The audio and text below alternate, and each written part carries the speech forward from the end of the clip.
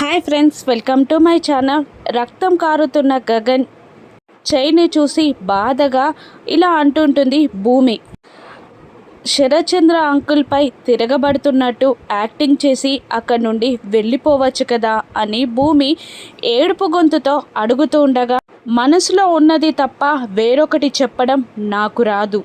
ఏదో ఒకటి చెప్పి అబద్ధాన్ని అడ్డం పెట్టుకొని దాక్కోవడం నాకు రాదు అని గగన్ అనగానే భూమి అలాగని అనే మాటలని పడుతూ అవమానాలని భరిస్తారా అని భూమి అడుగుతూ ఉండగా, గగన్ ఆ కుటుంబం చేసే అవమానాలు నాకేం కొత్త కాదు, నాకు అలవాటైపోయాయి అని బాధగా అంటుంటాడు భూమితో. ఇక భూమి ఆ చైన్ని పట్టుకోబోతూ ఉండగా, ఇక భూమికి తన చైన్ని అందించకుండా దూరం జరిపి, నాకు నీ దగ్గర నుండి కావాల్సింది ప్రేమ, కానీ అది నీ దగ్గర నుండి నాకు దొరకదని, నీ దగ్గర లేదని, నాపై లేదని నువ్వు చెప్పేశావు.